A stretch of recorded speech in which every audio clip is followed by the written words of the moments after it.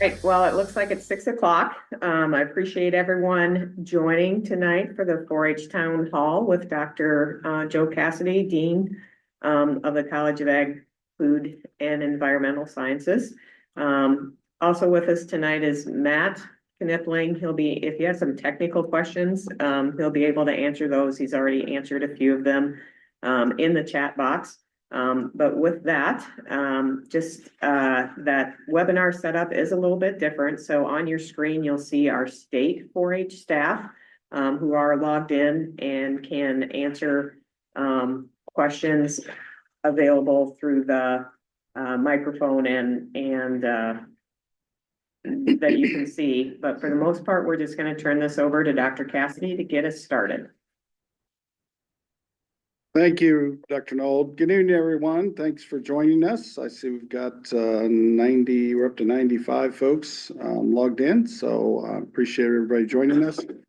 What I was asked to do is to talk a little bit about just my general thoughts on 4-H and 4-H in South Dakota, and kind of see where I see things going here in the coming months and years. So I guess to start that off with, I will share a little bit about my background with regard to 4-H. Some of you are probably familiar with it, but some of you are not. So I grew up in southern Iowa, joined 4-H at 9 years old, which is the soonest you could join. Was in 4-H until I aged out. My dad was an assistant leader and later the leader. The model there at the time was much different than it is here. It was very structured. The 4-H club that you belonged to was based on your township. And so I was in Crawford Township in Madison County, Iowa. So that dictated what 4-H club you joined. And participated in 4-H, as I said, all through the years I was eligible. Held various offices. Actually, I held all the offices at some point in our 4-H club, and went to 4-H camp. They had a state camp, a very nice state camp at that time, and served or was on the county livestock judging team. Again, that was a little different system. We had a livestock judging contest at our county fair every year. To give you an idea, our county fair would have been probably closer to what the Turner County Fair is here in South Dakota. But, you know, we had well over 100 kids in the county that had participated in that county judging contest every year, and then they'd select certain kids to represent the county and go to the state competition. I was fortunate to do that each of my last 3 years. Went on and ended up on faculty at North Carolina State. North Carolina has a much different model than we have either in South Dakota or in Iowa. North Carolina, their county shows are in the spring, and their state fair is the first week of October. So just a very different system. Oftentimes the animals shown at the county level are not the animals shown at the state level, because with those events being 6 months apart, you can imagine the pigs you show at the county aren't going to hang around for 6 months and be shown at the state fair, as an example. Down there, the 4-H club that you joined was based on what kind of activity you were doing. So if you were showing livestock, you joined a specific club. If you were shooting sports, you joined a different club. If you were focused on robotics, there was a club that you joined for that. So much different system than I'd grown up with. And then, of course, in 2013, I moved to South Dakota and, started learning about the system that we have here. And even that system has changed in some ways in the 13 years I've been in the state. But both of my sons participated in 4-H, showed livestock, and participated in some static exhibits. And so that's kind of my background and where I come from. I consider 4-H a very important part of my youth education and development. And I think it was a very important component of my sons during their upbringing. And so 4-H is very important to me. It's something I'm very passionate about. And I think we have a really good 4-H program in South Dakota overall. I'm very supportive of our 4-H program. I do think there are some opportunities in areas where we can be even better. The strength of the 4-H program that we have is due to the individuals you see on the screen, plus our county staff who work very hard every day to support our 4-H youth, and then the many, many volunteers we have throughout the state. Without all of those individuals working together, we're just not going to be very successful, in my opinion. So all the folks involved are critical to our success. We are going through a period of transition right now. As many of you know, Carla Troutman retired last June as Director of Extension. And shortly after that, Tim Tanner selected to go to Missouri to take a position there. And then we've had some turnover in other positions as time has moved along.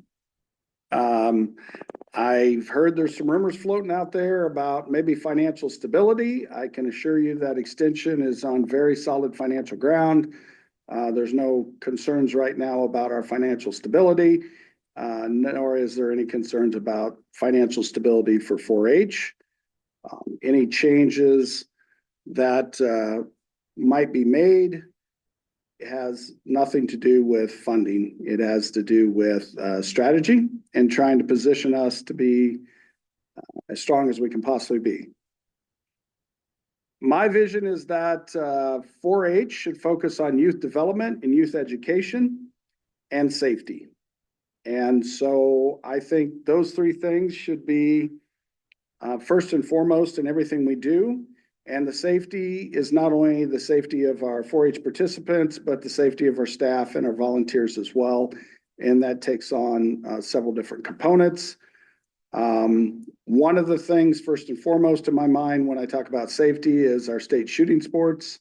The state shooting sports is our largest program in terms of participation. It's a very successful program. I hope that it will continue to be successful and possibly more successful in the future. But we do need, and we are going through some steps to best position that program to be successful long-term and ensure that in addition to the youth development and education, that safety is foremost in our mind. With regards to other parts of 4-H, again, when we look at the direction we're going, the programming that is being offered, the rules and regulations around that programming, the first thing to look at is, do those further our youth education and do those further our youth development? And so that's how we're proceeding. And Dr. Nold graciously agreed to step in as the interim director of 4-H when Tim Tanner let us know he was leaving. I appreciate Dr. Nold being willing to serve in that role. And what she and I have been working on in recent months, along with the rest of the team, is going through and shoring up some of the rules and regulations and policies that needed to be addressed. So it came to our attention that some things had not been appropriately vetted and that there needed to be additional review. And some of that involves our university legal counsel to ensure that the way in which we've written the policies is consistent with all of our state laws and board of regents policies and so on and so forth. So as we've become aware of problems, we've addressed those and made the necessary changes. Then there's been some change in recent years with regard to enforcement of rules. There's some rules on the books that unfortunately enforcement has been pretty lax. I'm a big believer that if you have rules, they need to be enforced. And so we're working on that. And there's also some things that were changed around the time of COVID with the best of intentions, trying to get us through a very difficult time. Unfortunately, instead of those being temporary changes as they were intended, we didn't go back as an organization and reinstate the policies that we'd previously had in place. So there's a number of different things happening right now. For those who may not be aware, we have hired a new associate dean and director of extension. This is the first time in approximately 20 years that the university has done a national search for new leadership in extension. I'm pleased to announce that Dr. Amanda Marney, who's currently the associate dean and director of extension at the University of Wyoming, will be joining us June 22nd. We're working on things that need to be addressed now. And then we're looking forward to Dr. Marney joining us in June and assuming the leadership role as associate dean and director of extension. As far as filling positions like director or state director of 4-H, those decisions will not be made until Dr. Marney is in place and has an opportunity to, lead that effort. So with that, I think I'm going to stop there and open it up for questions, because really our primary purpose tonight, in addition to providing you a little bit of information regarding what I see as our priorities on the 4-H side, is to give you the opportunity to ask questions.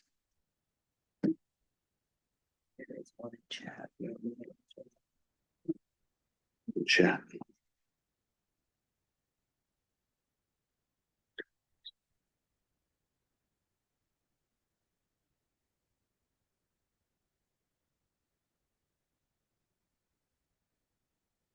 So the question in chat is, if safety is a priority, then how safe is it to have red and white ribbon participants go to the state horse show with untrained and uncontrollable horses? I appreciate the question. I appreciate you bringing that to our attention. So specifically about the horse side of things, I think the red and white, at least in the past, I know when I came here in 2013, in order to go to a state show, you had to get a purple ribbon at the county level. I am not the expert on the horse side. Was that the case with the horses as well? Okay.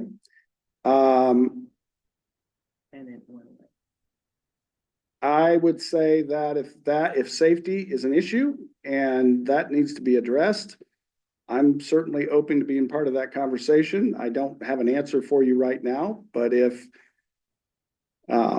we believe that people are coming to the state horse show that create a safety issue, then that is certainly something that I'm supportive of there being a discussion about. But beyond that, I can't give you a strong response beyond be happy to be part of a conversation to explore that more and get input from additional folks. Do you have a plan to increase engagement with shooting sports or ideas that counties can take and implement? So do I have a plan to increase engagement with shooting sports? Increase engagement between whom, I guess? Which parties are we hoping to have increased engagement among?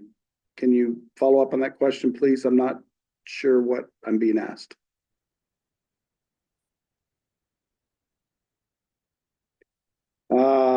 There is a comment that we need to bring back ribbon placings as a requirement for state.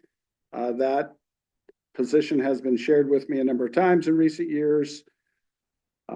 I know that there is a wide variety of opinions on that. So we have re-implemented that participants need to, or members need to participate in their county level horse show before they can attend the state horse show. It is not a specific ribbon placing, but they do need to participate in the classes at their county horse show that they intend to participate in for the state horse show. And there have been a couple other items addressed regarding safety issues and reference to potential excusals from the ring and aspects like that. So that step has been taken, that they can no longer just go to state horse show without having exhibited at the county first. So Abigail, you've said 4-H members, and this refers back to the engagement with shooting sports. So I guess I'll answer your question this way. It says, do you have a plan to increase engagement? I personally do not have a plan at this time to increase engagement. If there's an issue with engagement that needs to be addressed, again, I'd be happy to learn more about that particular concern and discuss what options we might have to develop a plan. This has not been presented to me as a concern prior to your question, and so I do not have a plan at this time. Dr. Cassady, there's a question in the Q&A section. Okay, in the Q&A, it says, is there any talk, is there any chance that you would bring back rate of gain for market beef and swine? Again, first time that question's been raised to me, and certainly nothing that, based on the surface, that I'm opposed to. I don't know why, I don't know what all the factors are there, and it'd be good to have a discussion among people that are passionate about that subject and see what we could do. It sounds like a good educational opportunity to me. Certainly 4-Hers having a greater understanding of the management of the animals, their nutrition, and things like rate of gain has educational value in my opinion.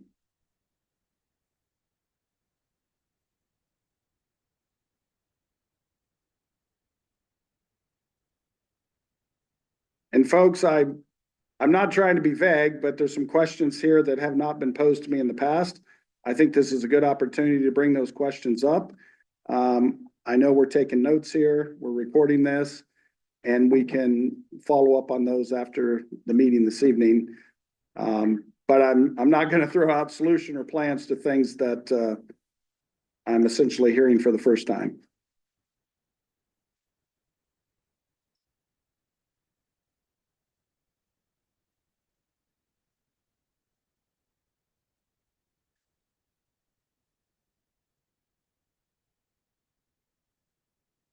So we're just waiting now for more questions.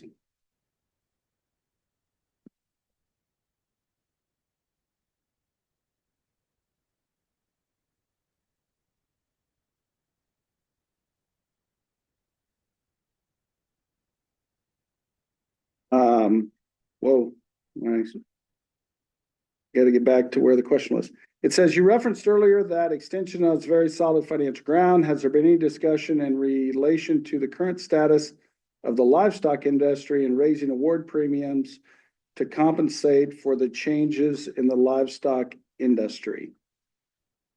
No, we have not had any discussions about raising the premiums to compensate for the changes in the livestock industry. I'm not 100% sure what changes we're talking about. If we're talking about the increased value of animals, in terms of, you know, what a market calf or a market lamb or market hog are worth currently, if that's what we're talking about, or if there's something else that you had in mind there. Next, it says we should be showcasing the best of the best at the state level, not just letting everybody go to state. You lose the drive for kids to try at the county level because they can go to state anyway. You don't see mediocre kids at the state 4-H rodeo. And that is why you have strong and competitive kids in that sport. This should apply to all livestock, home exhibits, and horse. So again, Paul, I'm pretty sure you're emphasizing the point of making the county achievement days a qualifier like it was previously. Again, as I mentioned, when I arrived in the state back in 2013, you know, you had to exhibit your animal or your static exhibit or your horse or what the case may be at the, you know, the county level in order to qualify. has there been any discussion of having shooting sports coaches clinic in the southeast corner of the state, like in Yankton? All of us have to travel hundreds of miles for training in Northeast and Pierre area. I appreciate that suggestion. I do think the training for shooting sports is certainly something that's going to continue to be looked at in terms of locations and timing of training. And if we need to get a clinic somewhere in the southeast part of the state, then I'm not, I'm happy to be part of that discussion and would like to accommodate folks as best we can. The dog project booklet, there were some changes. The question is the dog project info booklet. Any plans to finish the updates to that?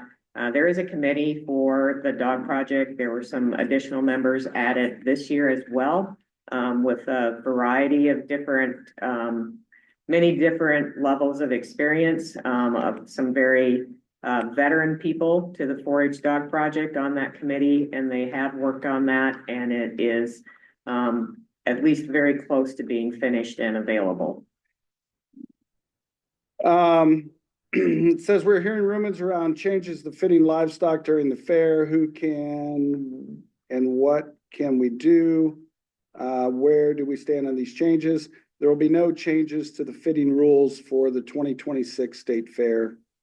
That's been officially, well, generally speaking, there's no changes to fitting rule. There is a paint rule that is being put in place. And we will be having a public webinar again, this same format on March 30th to address all of those changes and updates for state fair, both on livestock and any others that there are. We will be meeting with county extension staff next week first, and then a public webinar on March 30. So there will be more information coming on that. And then we also have a couple more tentatively planned in April and May to see what additional questions there are and cover that material again. So there is a paint rule. The paint rule, as I understand it, is not just 4-H. That's a rule that's going to be 4-H and open class. That was a bigger discussion than just 4-H, but 4-H is on board with the rule. Also, any plans for much needed judges and project leaders training? Rosie, do you have any feedback on that? I have not been asked to address judges or project leader training. And so there are no plans at this time. That doesn't mean there can't be, but there's not a plan at this time. Is the state looking for ways to host more events across the state, such as judging events? The Clover Classic is a great option, but is so far away for the West River kids. So we do have a committee that's worked with that aspect in developing the Clover Classic. We do have some representatives on there from West River as well. And so it's certainly been part of the discussion. We don't have definite plans yet, but yes, we'd certainly like to promote that more. Nothing definitive to provide for you right now, but has been part of the discussion. I'm going to ask Dr. Knoll to answer the next question about the breeding guild.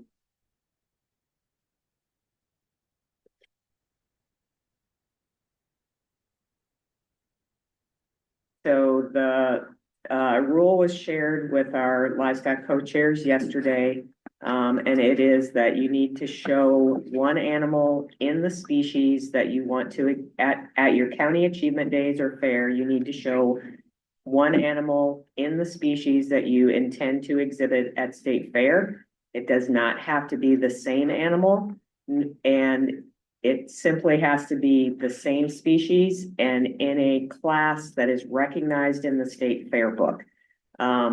So I can't think of an example off the top of my head for pigs, but for example, in beef, you can't show a baby beef and then take a market steer. But if you're showing a breeding gilt, breeding gilt at the county level, then you can enter both breeding gilts and market hogs at state fair within the limits of entries for that species. Okay, the next question is, what is the plan with Skills X and 4-H ambassadors? We're very supportive of the Skills X and the 4-H ambassadors program. 4-H ambassadors program is continuing. We're hopeful that we're going to get Skills X figured out. As some of you may know, both of the staff members associated with Skills X resigned in recent months, and that's created a challenge for us. We have no intention of discontinuing the program, but right now we're trying to figure out who's going to be able to be the point person on that. So a little more detail on that. Skills X is canceled for this year. The 4-H ambassadors, the current ambassadors, are continuing with the extension staff mentors that they have had. So each of the ambassadors has had a 4-H educator that is a mentor.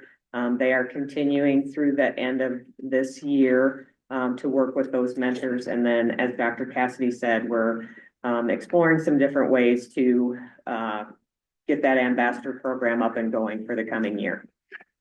Okay, I'm gonna jump from the chat over to the question and answer list. I'm kind of looking at the times of when things were submitted and trying to stay somewhat in order. So it says, if someone's caught cheating at the state fair during their class, are they able to participate in other animal classes or divisions? This happened before and someone was able to participate with their other animals.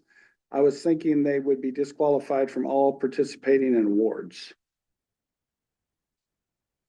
I am not aware that they are disqualified from all participation. Dr. Knoll, do you? I think they'd be, I mean, if something happened in one species, I certainly don't think they're being disqualified from competing in static exhibits or another species. I think the question of cheating is a pretty broad question, and there are going to be differences based on when and how that is addressed. For example, we have something that may not be fully identified until after the state fair. For example, if a DNA sample doesn't match, that is going to be a different penalty than not getting into the show ring on time or something like that. So it is will be handled on a situation by situation basis. But as Dr. Cassady said, I do not anticipate that if there was an infraction in one species that it would affect other things right at that time. But I can't give you a definitive answer on that. It depends on the situation. Okay, next, can you share anything about Dr. Amanda Marney, hopes bringing to Extension 4-H? What experience and ideas does she have that make her an exciting choice for the future? So Dr. Marney had a little bit of a non-traditional career, went back and got her graduate degrees a little later than most, and supervised about it was a 12 or 16 county area for extension through in Kansas. It was an area down in the very southeast corner. It's probably the most economically challenged part of the state of Kansas. And the way it was explained to me, both by her and others, that when she took over, it was probably also the most dysfunctional region within the state in terms of their extension and youth activities. And by the time she completed her time there, it was the highest performing region in the state. And more importantly, it has continued to be the highest performing region in the state. So not only was she able to make a change under her leadership, but the changes she made have stuck, and they've continued to be successful. Then she went on to the University of Wyoming, became the assistant director of extension, and then a couple years ago was elevated to associate dean and director of extension. She has I guess, a broad background, grew up in Missouri, time in Kansas, has been doing good things in Wyoming. I know they're very disappointed to lose her, and we're excited about the leadership that she's going to bring to South Dakota. The next question is, can we address why 4-H beef kids have to pay for stalls in the decks, but we don't have to pay for stalls anywhere else at the state fair? That has to do with state fair policies. I can't give you all of the specifics on that, but it is not unique to 4-H. There's payment for anything that happens in the decks. So it's a fair board policy is what I'm hearing. Correct. Okay. Has there been any discussion around bringing back more livestock judging schools versus just contests? Years ago, there were more learning opportunities before actual contests. So the committee that I mentioned earlier regarding Clover Classic has discussed a number of different things. And in addition to that, we are in process of, we will be hiring a youth livestock field specialist in the 4-H office with responsibilities across all animal areas. And a high priority in that will be the youth in action events, which, as Dr. Cassady mentioned earlier, a focus on education and youth development. And one of the primary ways of doing that is through those youth in action events, including livestock judging, as well as skillathons. On the horse side, you have hippology. We also have them in the non-livestock areas, of course, horticulture, skillathon, and FCS in those areas as well. But those are certainly a high priority, and to try to do some of those as schools or learning opportunities, as you have asked about there. Does someone from the team that is online tonight know what the ID requirements will be for market ewes? The new guide does not list market ewes, just breeding ewes and market wethers. So that information will be coming with the state fair updates because there is a change in the sheep classes where there will be a weather dam class and in comparison to the market ewe class. So I would ask that you wait for those official updates on that once we have that public webinar for that. When it comes to showing livestock, has it been thought that to create a born and bred class for kids that raise their own stock versus buying? Some kids are discouraged because they can't go spend a lot of money on projects and raise their own, so it's hard to compete. That question has been raised, and it's certainly something that we would be open to discussing. And I don't think it's nothing that we can do yet for this year, obviously. But bringing that to the table for fall for discussion, I think, is an excellent idea. Will the paint rule apply to all animals, not just animals in the decks?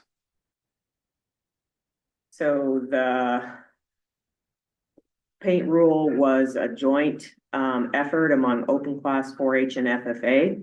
And through that, then the groups that all agree to that are for beef cattle, dairy goats, and meat goats. The next is the Clover Cat Classic appears to overlap with 4-H camp. There's more than one opportunity for 4-H camp. There are always going to be multiple opportunities for kids to participate in. And the next question is there a chance that livestock judging will get back to the state fair as part of the fair, or is the schedule too tight? That's been brought up a number of times. It's been discussed extensively, and at this time, there are no plans to return the state livestock judging contest to the state fair. It's frankly been deemed that it just isn't feasible given labor constraints and access to animals and quite a number of things. And I know people often say, what do you mean access to animals? There's tons of animals there being shown. That doesn't mean we get access to them. So there's a lot of challenges. Next, why is beef DNA $15, but sheep and goat and swine is 12? It's not unusual that the costs for different species are different. The cost for many of the different things involved in showing those animals is different, and that's also reflected in the DNA costs, and it's not unusual in other shows as well, national shows and such, that there's a difference between the costs for different species. Will you be sharing those state fair changes ahead of time? The answer to that's yes, and offer time for public input. Dr. Knoll, do you want to repeat when Sure. the town halls or how that's going to So the first public webinar for those will be on March 30th. That'll be an evening webinar again. That information will be coming out through the Friday, Everything Friday message that families can sign up for, as well as through county offices. And there will be two more, one in April and one in May as well, to answer additional questions and review that information. There has been a significant amount of public input since some of the proposals were first put out, and so that opportunity for this year has passed. Can you answer more clearly about the county level being a qualifier for state, how that works? So exhibitor or 4-H members will need to exhibit in the species that they, at their county achievement days, county fair, they will need to exhibit in the species that they plan to exhibit at state fair. One animal in that species, they can enter multiple animals at state fair. It's simply the exhibit at the county level simply needs to be in a class that is recognized in the state fair book.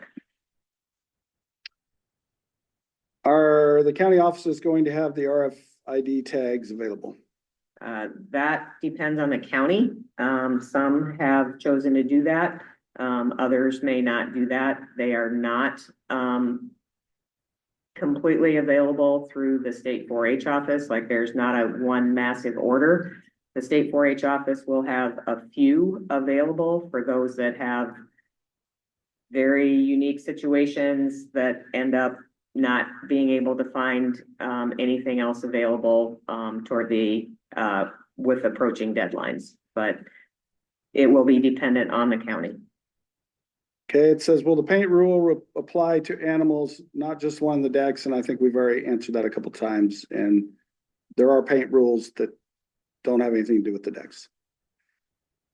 With moving the state livestock contest to the Clover Classic, how will this impact SDSU's livestock judging team's judging series, as well as local achievement days that host contests? Will they still happen? The series and county contests were great practice before state contest. So I have not been in on all of the recent committee meetings that are addressing that, but my most recent understanding is that the judging series will continue this year as it has, and that the awards will be presented at a later time, near the end of the summer, potentially at state fair. Don't have a definite on that. But a number of those county contests are still occurring. Will the market beef show be terminal? No. The market beef, none of the shows will be terminal. There was clear feedback on that. That's not being discussed at this time.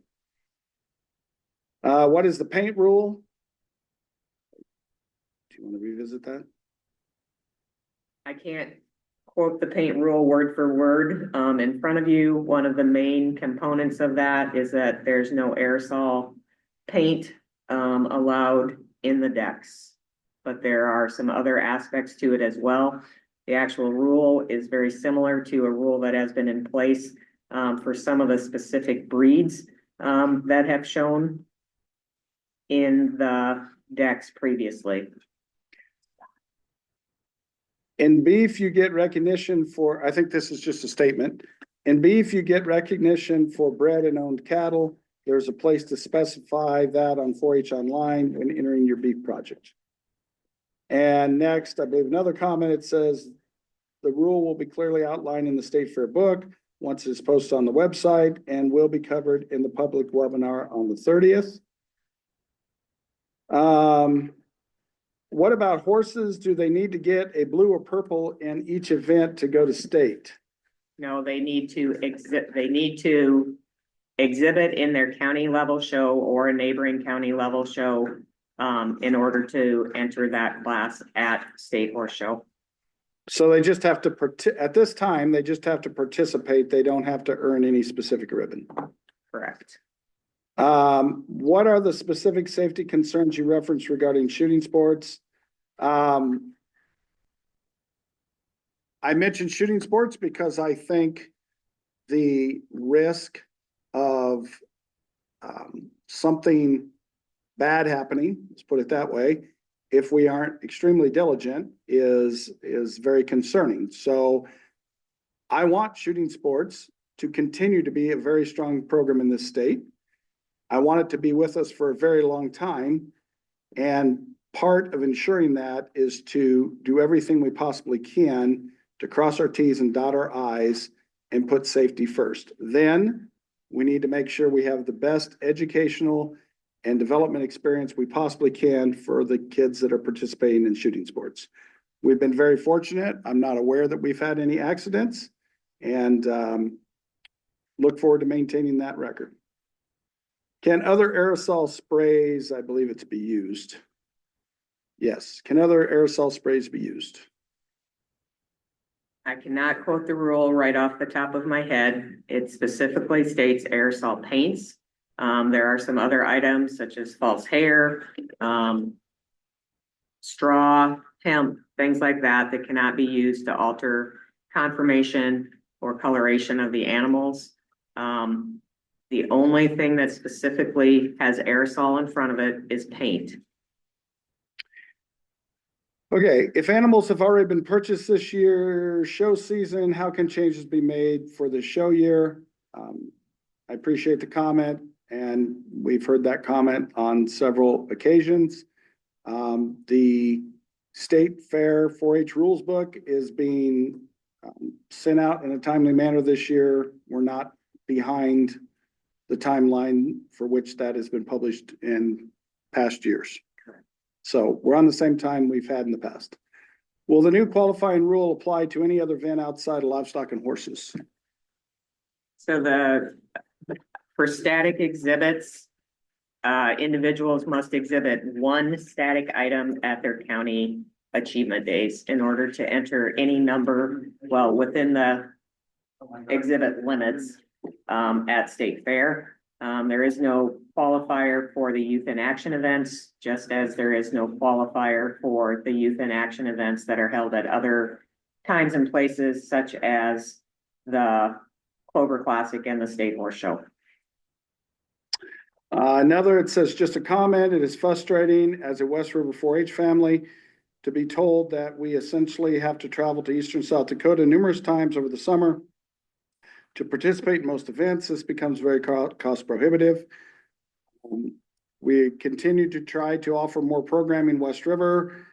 This year, there was a bit of miscommunication, which we corrected as soon as we could. And 4-H, the state 4-H office supported 4-H activities during the Black Hill Stock Show as one example. I understand the frustration, and we will continue to try to provide programming statewide. Any discussion of having more than one showmanship judge so it doesn't take 3 hours to get through beginning, junior, senior showmanship? That's not something that I'm aware is being discussed at this time. It hasn't been brought to my attention. Immediately I start thinking about, well, if we're going to have more than one judge, we're going to have more than one show ring available as well. So I think there are some potential time constraints there other than just the number of judges, but certainly something that can be discussed. Why do livestock kids need the YLL training, but rodeo participants don't? So YLL is for youth livestock literacy, and youth livestock literacy, the focus is on quality assurance. Participants, 4-H members should have an understanding that they are producing food animals. And that is one of the focuses for that. We had some questions in regard to that earlier. And last fall, the focus that YLL events needed to include quality assurance was implemented, and that has been in place since then. When will camp registration be open?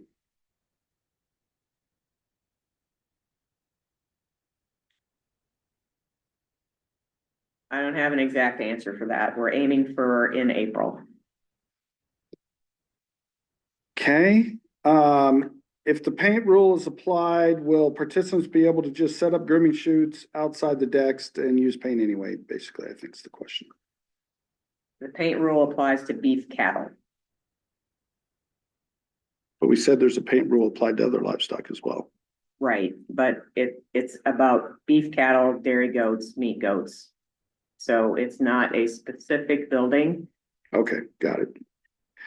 So no, you can't circumvent the rule by setting up your chutes outside the decks. Why was there a weight and age restriction put on commercial breeding does? Why is bracing allowed for breeding does? Most breeding shows outside of 4-H do not allow bracing of breeding stock.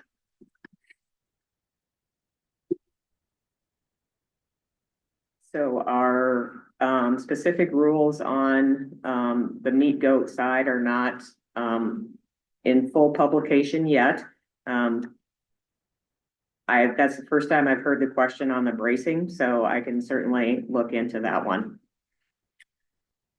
Okay, why doesn't the aerosol paint rule apply to the dairy barn, which is smaller, more compact? Dairy use paint, not just goats and beef. Whereas beef can have chutes outside in the old Morton building where fitting took place last year, same as meat goat, which is also outside. So again, the aerosol paint rule was a discussion among state fair management, open class, superintendents, 4-H and FFA. And the open class and superintendents are different for each species as well. And so at this time, the groups that were in agreement were in regard to beef, dairy goats, and meat goats. Showmanship used to be, and this is in the 1990s, judged by a person outside the ring on average class as the show was happening. I'm familiar with that approach. Yeah, I certainly something that I think can be discussed. If you're asking for my personal opinion, while I value showmanship and I think it's important, exactly how we go about doing that, how many judges we have, how it all happens is not something that I personally have a strong feeling about or position on. But I guess my recommendation would be to bring that up with the livestock committee and the particular species that you're focused on. I'm not trying to pass the buck. I don't have a better suggestion at this time. Any talk about having swine showmanship on another day other than 4-H pig show day or starting the show with showmanship? That has not been brought up in the conversations I've been in this winter or spring. It's certainly something that can be brought forward to the committee and co-chairs for swine. What is the incentive for cheating in 4-H? I don't think I'm the best person to answer that question. How do we stop cheating in South Dakota 4-H? I'll be honest, I don't think you're ever going to stop cheating. You can set rules, you can enforce the rules, you can do the very best you can to ensure the integrity of the show. But I'm not so naive as to think that you're ever going to truly, I mean, if somebody truly desires to try to cheat, I don't know how you're possibly going to stop them. I mean, it's kind of like saying, well, if we just put in more speed limits, people would quit speeding. No, we can put all the speed limits in the world we want in. Some people are going to choose to ignore them. So, sorry, I don't have better answers for that.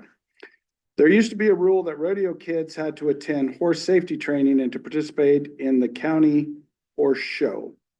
This rule encouraged greater horsemanship at the county level.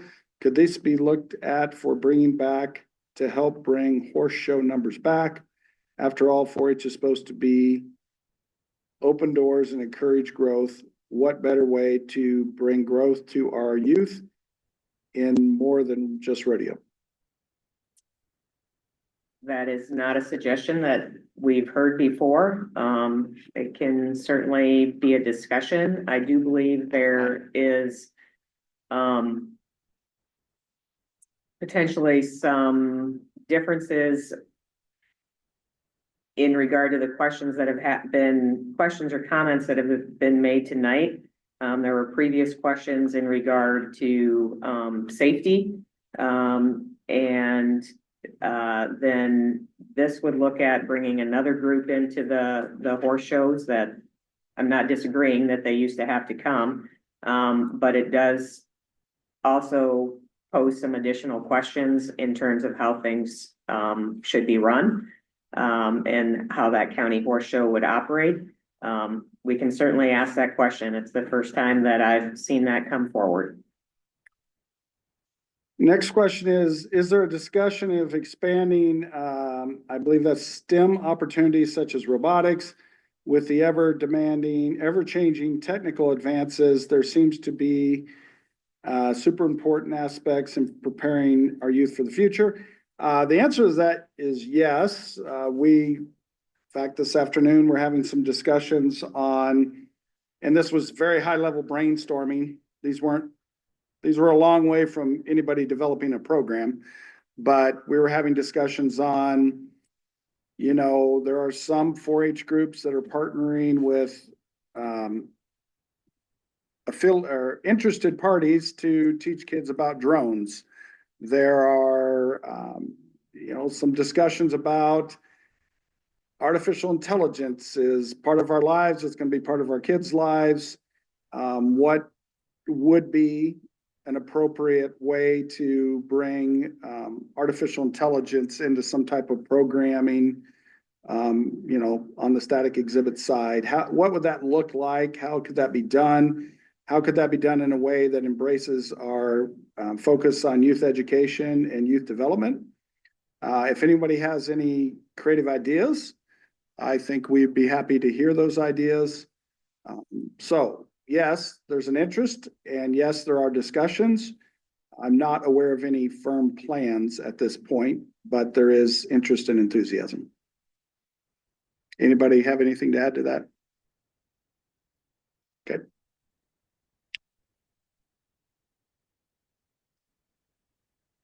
Well, I really appreciate everyone's questions. This has been a very good discussion. Looks like we've addressed all the questions, but be happy to have some more. Okay, how do we get more youth to participate in youth in action events? What kind of youth in action events would you like to see? Who would like to comment on that? That is a great question, and we are definitely open to ideas on how to increase that participation in youth in action. Can we talk about like mainstream poultry? All right, hopefully you can hear me okay. My name is Kelsey Vanderwall, and I'm the livestock manager for 4-H, but focusing mostly on those youth in action events. I started just a couple months ago. Yeah, I started just a couple months ago, but one of those first, projects put in front of me was the Clover Classic and how we can make that, one of those premier youth in action events. And brought up in kind of that brainstorming was adding things that we have not offered before. And so we are looking at having a meats judging contest, which is something that's new to South Dakota 4-H, as well as potentially having a poultry judging contest. I know a lot of you, I've seen that the Facebook page is now active again, and there was a post made about all those youth in action events that we'd like to have, and hopefully we'll execute at the June Clover Classic. And while we recognize that this isn't ideal for, all youth that are doing other youth in action events that are non-livestock or that are West River and cannot make it to Brookings in June, but we're looking at trying to expand on the opportunities that we provide for youth in action. I think one of the other aspects of that Clover Classic is we will be doing some horse events there as well. So this national qualifying events for horse will still be at the State Horse Show, but hopefully having some additional opportunities for practice and preparation there, and exposure to other youth that maybe didn't have that in other areas for that horse side as well. I'm Amanda Stady, and I'm the Youth in Action Program Manager. And I work with Youth in Action events in Northby at State Fair. We are adding back consumer decision-making judging. And that will be the same time as FCS Skill-a-thon that takes place on Sunday morning. And then in our public presentations, we have added a component of Spark Tank where kids can become entrepreneurs and they have to sell their idea to the judges. So as comments or questions are coming through on additional projects or additional programming, I'm a fan of the 4-H pledge.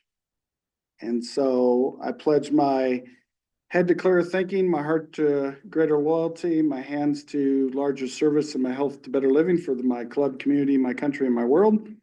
I think as we look through our programming, we can come up with a lot of examples regarding education. So I pledge my head to clear thinking, and we can come up with a lot of examples of, depending on your opinion, a health part. Service, we have some good service programming, but I think there's opportunity for more. I think that's an area where we could seek to improve, is encouraging service. And then the one that, as I think through it, is loyalty.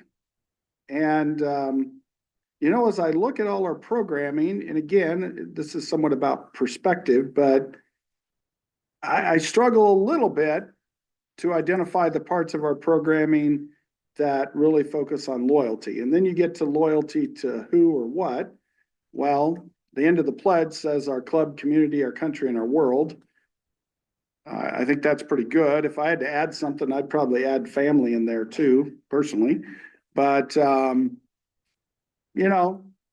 don't have solutions. I'm just sharing some ideas about areas where I think we have potential for improvement. All right, back to questions. Any discussion for youth in action events at the state fair to have more than one day or time slot, because some days just don't work to get to the youth in action event? That is definitely something that we can bring up to our committees and gather their input. It would be not for this year, but we would look at it for in the future. Some of the considerations that we do have to take into consideration is that the spaces that are being used, we do have different events in there every single day.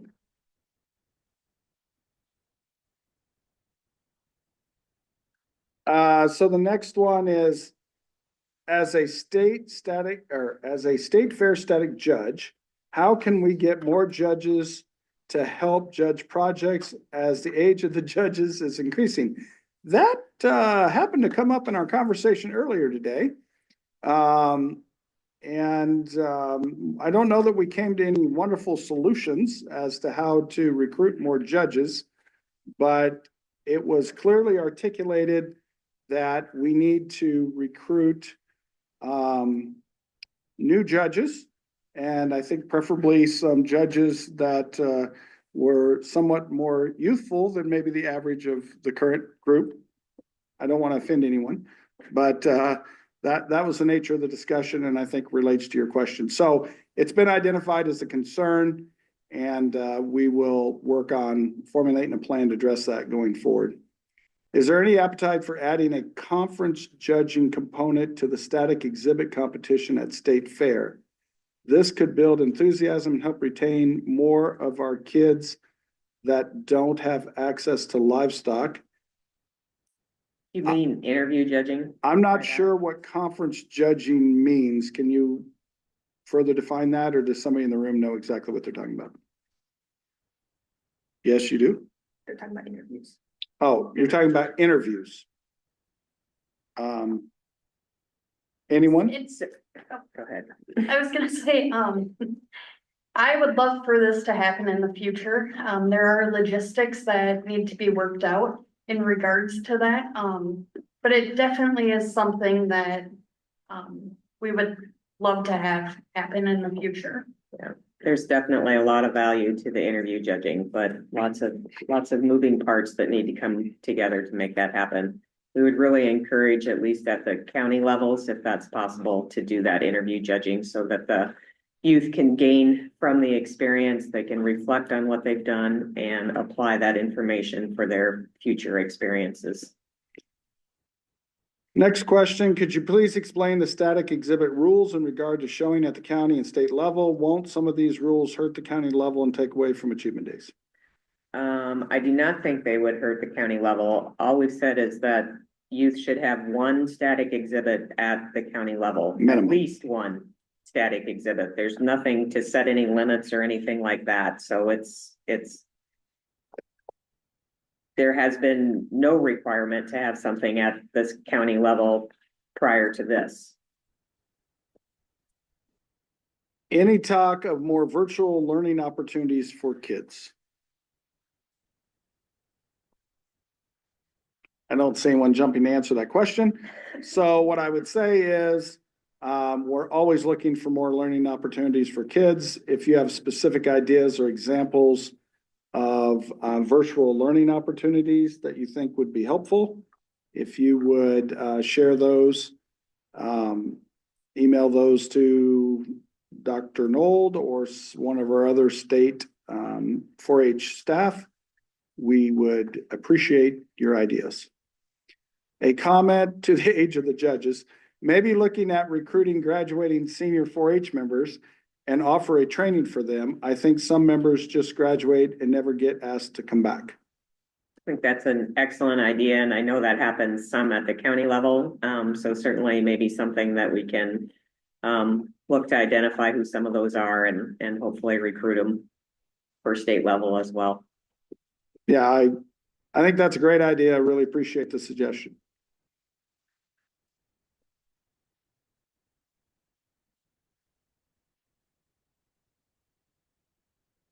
Well, again, we've gone through the list of questions, so we'll give it a few minutes here and wait for some more to come in.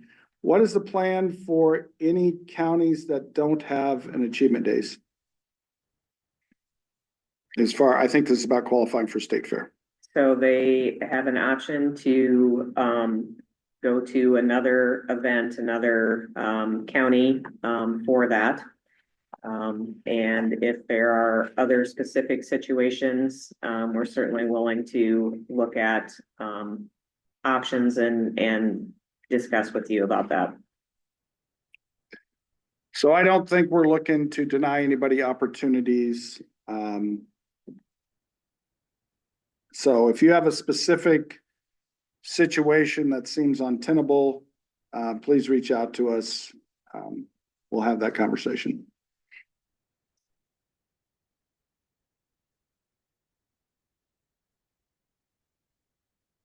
I joined late, so maybe this was covered, but is there ever going to be a requirement to show livestock at the county in order to show at state? Yeah, we've spent quite a bit of time talking about that.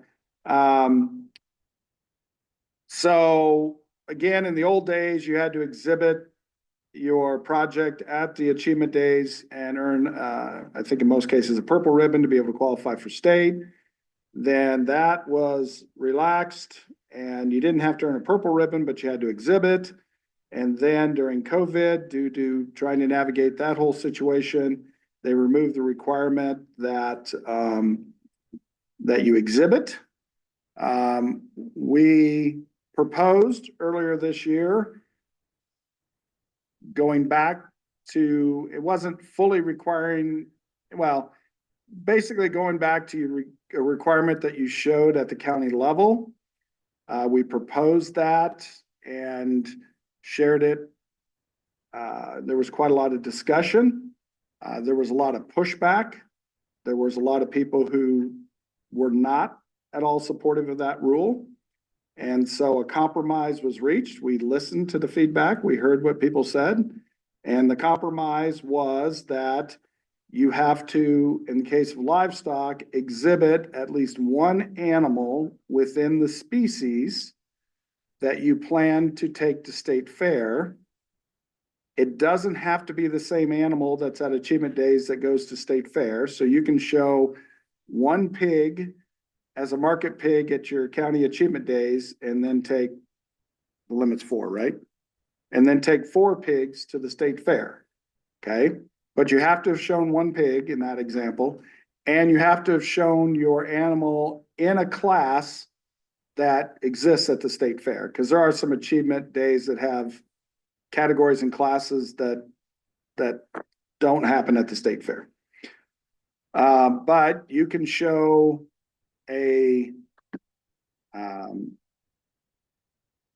breeding heifer at Achievement Days and take a market beef, a market steer to state fair as an example, because you showed in the species that you're taking to state fair. For static exhibits, the policy now is you have to show a static exhibit to be able to take static exhibits to the state fair. Now you can show as many static exhibits as the Achievement Days rules will allow you. But if you want to take a static exhibit to state fair, you have to have shown one static exhibit. So you could take a single photograph to Achievement Days and then go take whatever is within the rules on the static exhibit side to the state fair. I agree with a lot of the comments that have been expressed on here about or a lot of concerns that have been expressed regarding the impact that this might have on Achievement Days and whether this is good or bad. We started in one place. There was substantial pushback. We compromised.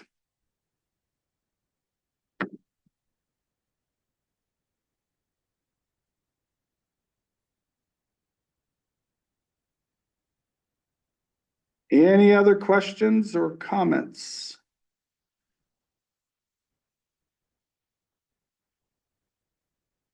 Oh, we got a new one.